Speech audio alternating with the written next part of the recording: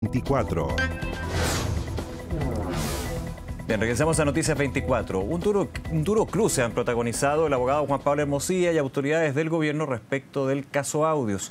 Hoy, de hecho, la ministra del Interior, Carolina Toá, descartó una politización de este tema. Esto luego que el presidente Boric valorara la prisión preventiva otorgada a Luis Hermosilla, agregando que mandaron a la cárcel a un señor que se creía todopoderoso. Vamos a hablar de este tema, para eso estamos con el exministro de Justicia, Isidro Solís. Isidro, muchas gracias por acompañarnos. No, encantado, Nicolás, ¿cómo estás? Bueno, varios temas. Obviamente, sin desviarnos lo que es el foco, acá hay una investigación del Ministerio Público, delitos bien graves, una desconfianza también que se da en las instituciones, no ahora, sino en otros minutos podremos hablar de eso, pero en su experiencia, ¿se ha politizado el caso Audios? ¿O voy más allá, como dijo Juan Pablo Hermosilla, una politización arbitraria del caso? Es difícil decir que la causa no está politizada cuando la máxima autoridad del país sale a festejar la prisión de una persona. ¿Usted cree que celebró, como lo dijo Hermosilla? Yo lo vi por televisión y lo que estaba haciendo, fuera de haberle hecho con una gran, como que se llama, sonrisa y un festejo, lo anunció como una buena noticia para toda la gente que estaba ahí. Y eso es, yo diría que, mira, más allá de cualquier consideración, eso es un error que disminuye la majestad del cargo, de una u otra manera empequeñece al presidente, por una razón muy sencilla. En la vida tenemos roles distintos. Los particulares y las autoridades tenemos roles distintos. Y el principal rol de las autoridades es un rol de garantía para todos, para los partidarios, para los adversarios, para todos. Y por lo tanto, la verdad es que hacer ese festejo, yo tengo la impresión de que fue un gesto muy inconveniente y que le dio la oportunidad a la defensa para cambiar el foco de la discusión. O sea, tiene un doble efecto el error. Primero, en términos de que va más allá, digamos, de lo que institucionalmente se hace. Siempre está la frase de nosotros no comentamos los fallos, las soluciones de la justicia. Las instituciones funcionan, estamos tan contentos de que los tribunales... Aquí se fue un poco más allá y lo que señalaba durante la mañana distintas autoridades o analistas, digamos, de este tema es, bueno, pero escuchaba en la mañana informativa al abogado querellante que representa el Consejo de Defensa del Estado, bueno, pero el presidente también es un ser humano, ¿cómo se va a abstraer, digamos, de dar una opinión de un tema así? Ahí hay un error conceptual muy grave. Ya, ¿por qué? O sea, porque las autoridades no tienen derecho a comportarse como personas. Las autoridades ¿Cómo son eso? autoridades. ¿No tienen derecho a comportarse como personas? No, porque uno es presidente las 24 horas del día, los 7 días de la semana, y uno puede tener mucho poder. A lo que no tiene derecho, representando al Estado de Chile, es hacer ejercicio de sus sentimientos. Él tiene un rol institucional, él no es una persona y no lo va a hacer hasta el día que entregue el mando. ¿Qué es lo que le pasa a un ministro? Yo fui ministro de Estado y los ministros de Estado también somos personajes, no somos personas. Cuando uno confunde el rol institucional... Son personajes, no personas, para que se entienda bien. Okay. Así es. Uno tiene un rol institucional y cuando uno confunde sus sentimientos personales y les da salida, afecta su rol institucional. Y eso fue un error, pero yo no, perdona, no estoy ¿Usted lo ve como un error? A ver, es que eso quiero ir, porque... Eso no es un crimen, eso es un error. No es un pecado, diría usted, No, porque un pecado, ayer el abogado Juan Pablo Hermosilla, que, a ver, pongamos las cartas sobre la mesa, él está defendiendo a Luis Hermosilla, entonces tiene una estrategia judicial que toma elementos como este. Obvio. Eso evidente no nos vamos a... se lo regalaron. Y se lo regalaron, uno podría decir, y más que decirlo, fue así. Ahora, otro punto que señalaba el abogado Hermosilla, Juan Pablo Hermosilla, es que aquí era un problema para la democracia porque la separación de los poderes del Estado, ejecutivo, legislativo, judicial, se ponía en duda con este tipo de hechos. O sea, más allá del error, hay un tema más profundo en términos de la democracia. ¿Usted lo ve así? Yo no creo que tenga la eficacia como para poner en peligro el Estado de Derecho. Ya. Pero pasa algo desde hace mucho tiempo en la ciudadanía.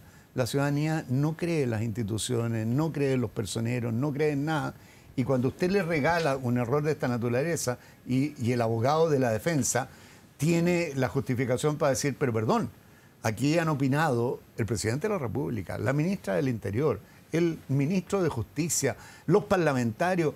¿Cómo ustedes creen que eso no impacta en los tribunales de justicia y que por lo tanto está haciendo una presión para los tribunales de justicia? Puede ser que eso no sea cierto, pero la duda que él mete en la ciudadanía es una duda eficiente. Si lo que yo además digo que eso fue un error, porque para la defensa fue un regalo absolutamente invalorable. Otro punto que se mencionaba era si, pensando en formalizaciones, casos relacionados con la política o las instituciones, prisiones preventivas como máxima cautelar, la vara con que se mostró el presidente en ese punto, en esa celebración que dice Juan Pablo Hermosilla, fue distinta a otras situaciones. Ahora, ese es el punto. Desde el gobierno dicen, bueno, el caso Convenio fue muy fuerte y muy duro el mismo presidente en señalar caiga quien caiga. ¿En la situación de Jadwe usted cree que tampoco se dio así? ¿O sea, que no se dio de alguna manera? No se le veo. Ya. Yo no voy a prejuzgar. Yo Claro, no estoy diciendo él habla de los poderosos, uno entendería, también hay poder en ser alcalde. A ver, no hay nadie más poderoso en este país que el presidente de la República. Y por lo tanto no se puede hablar desde la galería cuando uno es el principal habitante del poder. En definitiva, un ministro de Estado es poderoso, el presidente es poderoso, los senadores son poderosos y por lo tanto uno no puede hablar como si fuera, en definitiva, ¿cómo que se llama? El espectador desde la galería mirando a otro y enjuiciándolo desde ese punto de vista. Pero mira, más allá de eso, si yo creo que el error es que arrastra al cargo a una disputa que es absolutamente menor y que está inflada única y exclusivamente por el peso de las autoridades que participan en esto. O sea, uno debería salirse de esto. De hecho, el día de hoy se ha bajado, uno diría en buen chileno, varios cambios acá. Y eso te demuestra que la propia valoración no ha sido seguramente una valoración muy positiva, porque si no habrían seguido en esa ofensiva mediática. Ahora, otro punto, aquí tenía de hecho algunos apuntes de lo que fue la extensa conferencia de Juan Pablo Hermosilla. 40 minutos. 40 minutos, hoy día también en Capitán Llaver, visitando a su hermano y defendido, lo decía, hay un factor político evidente y con respecto, y eso quería preguntarle su experiencia. En el recurso de amparo, y lo tomaba ayer el ministro de Justicia Luis Cordero, hablaba de una ilegalidad en términos de haber tenido o tratado de tener contacto con el Ministerio de Justicia para ver el movimiento de Santiago I a Capitán Llaver de Luis Hermosilla. El ministro Cordero ayer decía, aquí hay un ilícito. Ayer Juan Pablo Hermosilla decía, no, porque Gendarmería es dependiente del Ministerio de Justicia. ¿Qué topamos ahí? ¿Es o no es? O sea, un ilícito no es. Ya. La verdad es que los ilícitos están descritos en el Código Penal. ¿Es un delito el tratar de contactarse con el Ministerio de Justicia para ver un... O sea, cuando yo voy al Ministerio de Justicia a ver un trámite de un servicio que afecta, es como si alguien me dijera que porque yo voy a reclamar contra el registro civil estoy cometiendo un ilícito. Si él hubiera ido al Ministerio de Hacienda... Claro, ayer hablaba de irregularidad, ilícito, no me recuerdo muy bien, pero... Es que, claro, usó la palabra ilícita y por ilícito, eso que... Sí. Mire, pero a ver... Llamó harto la atención, ver, Nicolás, una reflexión. Ya. Arrastrarse por el barro no conduce a nada bueno. Y las autoridades deberían estar lejos de este tipo de polémica. ¿El gobierno se arrastraba por el barro con este tema en particular? Con este tema fue una cosa totalmente innecesaria. Fíjate que nosotros llevamos en estos momentos 10 minutos conversando. Sobre esto. Sobre esto. No estamos hablando ni de los cargos que se le imputan a Luis Hermosilla, no estamos Le voy a hablando, preguntar por eso. Bueno, pero no estamos hablando ni de la gravedad de eso, ni del sistema judicial. Estamos hablando de lo que la defensa quiere que hablemos. Y por lo tanto, claramente lo que te quiero decir es que aquí es importante, y no es que el gran ganador ha sido la defensa. Y no es que lo inflemos los medios, porque aquí la materia prima está en la mesa, digamos. Así es. Ni ustedes pueden escamotearla y si nos preguntan nosotros tenemos que contestar. Entonces, lo que pasa es que con esto, la noticia más importante quedó absolutamente enterrada y estamos discutiendo lo que, yo no sé si es bueno o malo, pero estamos discutiendo lo que le conviene a la defensa. Una guerra cruzada de declaraciones. A ver, vamos también a otro punto, si lo tenía aquí anotado. Ayer, de hecho, Juan Pablo Hermosilla lo señala hoy día con bastante más vehemencia, dice que pidió copia de las conversaciones telefónicas del celular de Luis Hermosilla y que las hará pública. Él apuntaba a que se ha ido filtrando y no se sabrá el interés de esas filtraciones, de quién filtra. De alguna manera dijo, abramos el celular y veamos los mensajes y las ayudas que les pedía ministros de la Corte Suprema, jueces, fiscales, entre otros. ¿Qué le parece a usted esto? Hay que hacer público, como dice Juan Pablo Hermosilla, todos los mensajes de WhatsApp de Luis Hermosilla. Yo te voy a hacer una consideración que viene más bien desde un punto de vista jurídico. Ya. Luis Hermosilla es propietario de toda la información que hay dentro de su celular. Es suya. Es suya. Y por lo tanto, él puede hacer el uso que quiera de esa información. De hecho, cualquier otra persona que haga eso comete un delito que es de, ¿cómo que se llama?, obstruir la investigación sobre la base de entregar antecedentes que para todo el resto de nosotros son secretos. Luis Hermosilla y su defensa lo pueden hacer público. Y pueden transformar en parte ¿Independiente si la investigación está en reserva por los delitos de sobrecohecho? No está para ello. Ya. No existe la reserva porque para la parte. Porque la propiedad es de él. Y no existe la reserva para la parte. La reserva existe para ti, para mí, para todos los demás, pero no existe para la parte. Él es dueño de su información y la va a hacer pública, pero además ha logrado un punto. O sea, él dijo, lo escuché ayer en su dijo, miren, nosotros lo único que no vamos a permitir, esta expresión muy gringa, no vamos a permitir el cherry picking. Es decir, que el Ministerio Público saque de esta cajita solo lo que le conviene y esconda lo que no le conviene. Ni tú ni yo sabemos si hay cosas que no le convienen al Ministerio Público, pero ya entró una duda de que mientras no se haga público todo lo que hay, quiere decir que el Ministerio Público está escondiendo algo. Y en este momento nuevamente la defensa ha logrado dar vuelta la situación y al final es el Ministerio Público el enjuiciado y no la persona que está sometida a... Sí, y usted dígame si estoy en lo correcto, pero más allá del cruce gobierno Juan Pablo Hermosilla, esto es bastante más complejo, sí, pues, porque pone en duda lo que es el Ministerio Público. Juan Pablo Hermosilla ha dicho, no, el Ministerio Público es su trabajo, yo he valorado, pero aquí pone la duda en términos de quién está filtrando esto, quién tiene acceso, digamos, a estos mensajes, y si el cherry picking se aplica, y si de alguna manera, usted lo dice muy bien, aquí hay un interés oculto, lo voy a poner de esa manera, por parte del Ministerio Público. Y si no lo hay, por lo menos él dejó sembrada la duda y todo el mundo empieza a dudar desde ese mismo instante. ¿Qué debe hacer aquí la Fiscalía entonces? La Fiscalía hay una cosa que va a tener que hacer, va a tener que entregarle la información a Luis Hermosilla y ya verá él lo que hace con esa información. Pero mira... Y dejar constancia que se lo entregó y que lo puso a disposición porque es suya, digamos. Es suya. Ya. Ver, no tengo nada que ocultar, digamos. Okay. ¿Sabes lo que pasa? Que a mí me gustaría transmitir, por último, para que la gente entienda y entienda cómo funciona nuestro sistema, porque nuestro sistema, yo por una formación profesional, lo encuentro en su funcionamiento extraordinariamente atractivo. Nosotros cambiamos de un sistema de persecución penal muy oscuro, en el cual el secreto del sumario era lo que funcionaba, nadie sabía lo que habían dentro de los expedientes, y transitamos a este sistema que se supone que es transparente, abierto, de inmediación, en donde las partes tienen el derecho a acceder directamente a la justicia, a la carpeta, a la información con la que se le persigue. Esas son las reglas del juego. Ver la audiencia, los ver las audiencias, todo este. La segunda regla del juego es que el abogado defensor tiene derecho a realizar toda actividad lícita en la defensa de su cliente. Él no tiene límites, él no está obligado ni siquiera a decir la verdad, que es una cosa que uno tiene que decir con toda sinceridad. El abogado solo se debe a su cliente, no se debe al público, no se debe a la prensa, no se debe. Y desde ese punto de vista hay una parte que de una otra manera pelea con las manos amarradas, porque las autoridades están obligadas a respetar la ley, los particulares no. Y por lo tanto el Ministerio Público en este momento se le ha planteado un tema en el cual queda encerrado, que para recuperar la confianza va a tener que plantear algo. Porque mira, los abogados que nos movemos en este tipo de causas, estas son causas las cuales uno desde el principio sabe que tienen un componente mediático tremendo. Las causas importantes siempre tienen un componente mediático. Público, eso lo sabe, y eso lo saben los abogados, eso lo sabe el Ministerio Público. Y perdona, si aquí no es inocente, el Ministerio Público lo utiliza mucho. A mí me ha tocado pelear con fiscales y nunca reclamo en esto.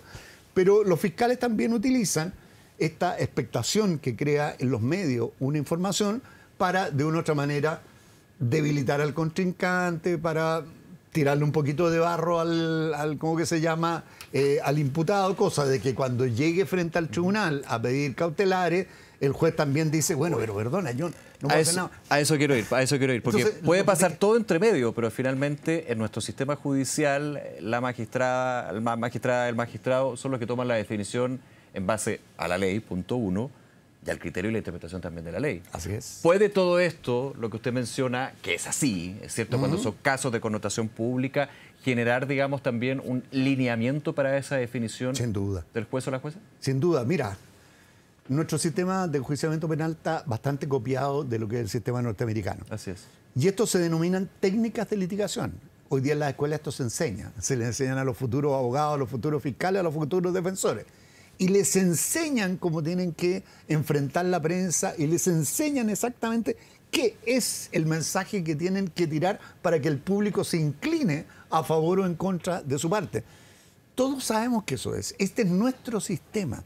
Y lo que uno tiene que hacer, claro, con una cierta lealtad, utilizar el Ministerio Público, el Consejo de Defensa del Estado, el Servicio de Impuesto Interno en defensa de la causa fiscal, todos los instrumentos que puedan, y el defensor también todos los instrumentos en defensa de su cliente. Dentro de la ley, por supuesto. Porque él solo responde a su cliente, él tiene la ventaja de que el abogado defensor solo le responde al cliente, a nadie más.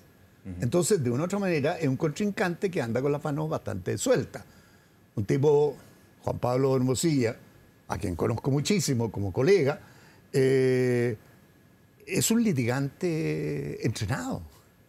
Entonces, la verdad es que hoy día lo que nosotros denominamos la paridad de armas, que es la capacidad con que se enfrentan los bandos que están en este juicio, es bastante equilibrada. Sí. Ahora, sin darle mensaje, retomando un poco el punto para pasar a otro. Usted, en su experiencia, y si estuviera en el Ministerio Público, entregaría los mensajes y daría cuenta de que se entregaron los mensajes. No tengo nada que esconder desde la Fiscalía. ¿Quiénes somos nosotros para darle instrucciones? Nicolás, me carga dar consejos. Detrás de esto, lo que todo el mundo tiene que entender es que cada litigante tiene una estrategia. El abogado defensor hace lo que hace porque está buscando un resultado. Y el Ministerio Público, en la búsqueda del resultado que él se tiene fijado, va a definir las conductas que tenga. Y Ciro Solís, usted mencionaba, creo que un tema también interesante a conversar, lo que es el sistema de justicia. ¿Por qué lo planteo así? El cambio a la reforma procesal penal, la justicia antigua, la actual justicia. Y yo escuchaba un análisis que era bien certero en términos de lo que si se llega a confirmar, porque esto está en investigación, de los lazos, de las conversaciones, de te voy a buscar la mejor sala, de esto aquí, de la nominación de un ministro de la Corte Suprema. Insisto, lo pongo en condicional porque aquí tiene que haber investigación y hay que ser muy, muy objetivo y muy riguroso en eso. Pero como que va mostrando, escuchaba yo un análisis, las viejas mañas de la justicia anterior. Lo que se buscaba justamente dejar atrás con la reforma procesal penal. ¿Usted está de acuerdo con eso? O sea, son las viejas mañas de los seres humanos. En definitiva, las instituciones difícilmente... Más que viejas mañas, yo diría más que mañas. Por eso le digo, las instituciones difícilmente son mejores que los ciudadanos que las componen. Porque está formado por seres humanos. Porque está formado por seres humanos. Y por lo tanto, la verdad es que este tipo de conducta hacen súper exigente la comparecencia de cada uno de los litigantes. Ahora, lo que el Ministerio Público va a tener que hacer es salir a confrontar públicamente a Juan Pablo Hermosilla, seguramente con cuidado, con mucha rigurosidad, porque lo único que uno puede hacer cuando tiene un combate de esa naturaleza es hay que medir muy bien al adversario. Porque en definitiva, efectivamente, nadie va a poder cambiar las pruebas, nadie va a poder cambiar la calificación jurídica, pero la opinión pública sí puede cambiar. Y no seamos inocentes. Los giros de opinión pública impactan en los juicios. Esa es la experiencia de todos los que somos litigantes. Cuando nosotros estamos en un juicio importante, tenemos mucho cuidado respecto de la calificación jurídica que hacemos, de la selección de las pruebas, de la construcción de nuestros alegatos, de todo lo que tú quieras. Pero la mitad de nuestro trabajo es concentrarnos en cómo recibe el público a través de los medios de comunicación los mensajes que estamos enviando. Isidro, al comienzo sobre este caso, o más bien de la figura de Luis Hermosilla, claro, se descarta por parte del gobierno una politización, pero tiene un componente político. Es inevitable por la figura que representa Luis Hermosilla, por los nexos, los lazos, digo, la historia que ha generado, claro que muchos dicen desde la derecha, pero transversal al fin y al cabo. O sea, hasta hace un par de meses está asesorando al jefe de asesores del segundo piso, digamos, a ese punto. Ahora, ¿cuál ha sido el impacto para la política, este caso en particular, que se van conociendo distintos elementos, distintas historias, nexos, se hacen sus posiciones a nivel institucional, pero a nivel de la política que vela por el correcto funcionamiento de las instituciones, finalmente? Para ser sincero, yo hoy día todavía no veo un impacto. Ya. Y la verdad espero que no lo haya. Yo espero que de verdad esto retome la cordura y que, como dijiste tú delante muy sabiamente, hay que bajar varios cambios y hay que dejar que esto tenga un cauce estrictamente institucional. Entre otras cosas, te lo digo por lo que es la eficacia de la persecución. Yo creo que como muchos abogados, por una formación profesional, me interesaba mucho, cada minuto que pude, vi las audiencias. 5 días. Sí, y vi a mucho rato, y vi intervenciones muy largas de los colegas que estaban participando ahí. Y te digo que a mí en general, y voy a dar una opinión, me quedó una impresión técnica, por ejemplo, de los abogados de la causa fiscal extraordinaria. Yo tenía dudas, porque estos son delitos técnicos y muy difíciles de construir, yo tenía dudas de si iban a ser capaces de construir desde un punto de vista técnico el delito de lavado de dinero. Claro. porque es muy difícil. Y la cronología, le sumo algo, perdón, la cronología de un sistema que de por sí es bastante complejo como el de la factura. Así es. Del factoring. No, pero es muy difícil. Muy difícil. Y la verdad te quiero decir es que lo hicieron de una manera brillante. Entonces, quien quiera ayudar a la persecución, lo mejor que puede hacer es dejarla sola. O sea, vamos a retener en la retina ese gesto brillante del colega Orellana, fiscal, cuando agarra el vaso de agua limpia y toma el café y lo da vuelta y de una manera práctica, pero muy visual, dice: ¿quién puede distinguir ahora cuál era el dinero blanco y cuál era el dinero sucio? No se distingue el agua al café. No se distingue el agua del café. Y en ese momento, con una imagen, él logró darle la sensación a la jueza, pero a todo el país le traspasó lo que estaba hablando. Entonces lo han hecho bien. ¿Para qué intervenirlo? ¿Para qué intervenirlo? Volvemos a la frase, hay que dejar que las instituciones funcionen. O hagan su trabajo. Por lo menos yo recomendaría eso. Oiga, déjeme llevarlo también a otro tema que se ha dado. Nos tocó conversar con otra de las imputadas, está actualmente en prisión preventiva en San Miguel, Leonardo Villalobos. Me refiero a la abogada Leonardo Villalobos. Alejandra Borda estuvo aquí, de hecho, Noticias 24 conversando con nosotros. Ya lo había expuesto también en la audiencia, ya a las afueras de cuando se toma la definición. Y ella habla de una... no me acuerdo bien el concepto, pero finalmente la complicación que se ha dado en términos de su defendida, de que por un lado Luis Hermosilla es trasladado a Capitán Llaver, tema de delito económico. Muchas gracias, me recordaron ahí. Machismo carcelario. Se acuña ese concepto y que quiero aprovechar su experiencia como exministro de Justicia. Y exdirector de Gendarmería. Y exdirector de Gendarmería. Lo fui también. Toda la razón. La segregación que existe a nivel del sistema carcelario, aquí en este caso no es posible hacerlo. A ver, ¿Tiene un punto la abogada Borda? tiene todo el derecho a reclamar, pero voy a decir una cosa. La segregación hoy día es imperfecta en general en todas las cárceles chilenas por un problema de estructura. Sí. O sea, en el ámbito carcelario uno a lo que aspiraría es que para tener una política criminal dentro de las cárceles, lo ideal sería que uno pudiera segregar a las personas siempre de acuerdo a sus condiciones, a su peligrosidad y a su pronóstico de rehabilitación. Porque actualmente la segregación que existe, perdón, es la de género. Hay cárceles de mujeres y cárceles de hombres. No en el caso de Capitán Llaver como un centro, un anexo penitenciario. Así es, no, porque la realidad de carcelaria femenina, entre otras cosas, ha ido cambiando de una manera muy dramática y muy drástica en los últimos 10 años. La población de mujeres encarceladas hoy día en Chile es altísima, vinculada básicamente a un delito grave como es el delito de droga. Y por lo tanto, las secciones carcelarias o las instalaciones, en el caso de Santiago, donde está la cárcel, la ex cárcel de San Miguel, que hoy día es el centro de detención de mujeres, la verdad es que están total y absolutamente sobrepasadas. Y ahí hay un límite que Gendarmería no puede construir para segregar, porque la verdad que no tiene ni los espacios ni los recursos. Entonces yo no creo que se trate de un tema de machismo, yo creo que se trata de un tema de falta de recursos y nada más que eso. Claro, porque aquí la abogada Borda, y yo lo voy a aplicar desde la lógica, ahí le pido su experiencia desde lo jurídico.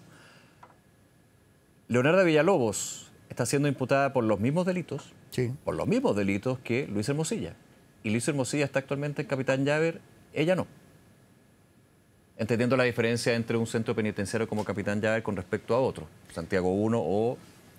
Y recordando, formalización, prisión preventiva. Es bueno también recordar esto. Sí, Nicolás, pero en defensa del sistema te voy a decir una cosa porque, y lo digo con conocimiento de causa porque he tenido clientes ahí, Capitán Llaver es una cárcel. Es una cárcel.